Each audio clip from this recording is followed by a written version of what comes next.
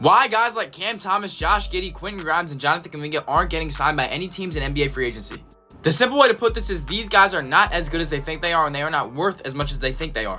But it's not all the same for every single player I listed. Well, it is kind of similar for three of them. Guys like Josh Giddey, Cam Thomas, Jonathan Kuminga, those are three guys that can put up numbers on any given night. Cam Thomas, a bucket getter. Josh Giddey can basically do it all. He can score, he can rebound, he can pass the ball. Jonathan Kuminga, kind of another guy who's just a bucket getter. But those guys can only put up those numbers under certain circumstances. Like, there are worries about Jonathan Kuminga because of his jump shot. He gets most of his points by just sprinting out in transition, and that's not a bad thing, but it's just not what teams are looking for. Especially not what teams are looking to give $30 million out for. With Josh Giddey, it's a similar thing. He's good when he has the ball in his hands. He can put up numbers. There are worries about the jump shot. Although it was good last year, can it be consistent? And can he be productive on a good winning team? Cam Thomas, similar thing. He's a bucket getter, and although he has improved in other areas throughout his career, teams don't want to pay north of $25 million for that. The Quentin Grimes situation is a little bit different. I'm going to tell you why. A lot of teams would love Quentin Grimes. He can shoot, he can play defense, he can create his own shot at times. But the problem is he is asking for an inflated amount of money. And that's because of what he showed late last year. With basically everybody on the Sixers hurt, it was the Quentin Grimes show.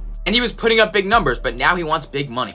And teams don't want to give out big money based off of a 15 to 20 game sample size. So although it kind of sucks, we might see a lot of these guys just go back to their teams on the qualifying offer. Also, another factor, teams just don't have money to give out at this point. There's like two teams with cap space at this point in free agency. The teams that have these players restricted are just letting these players go out and test their market value. But there's no money to be given to them, so they're going to get nothing, come back, and then just play for nothing for the teams that have their rights. Although the reasoning kind of sucks, it's the reason that these guys are still available. Let me know what you guys think, and let me know if you want more breakdown style videos like this.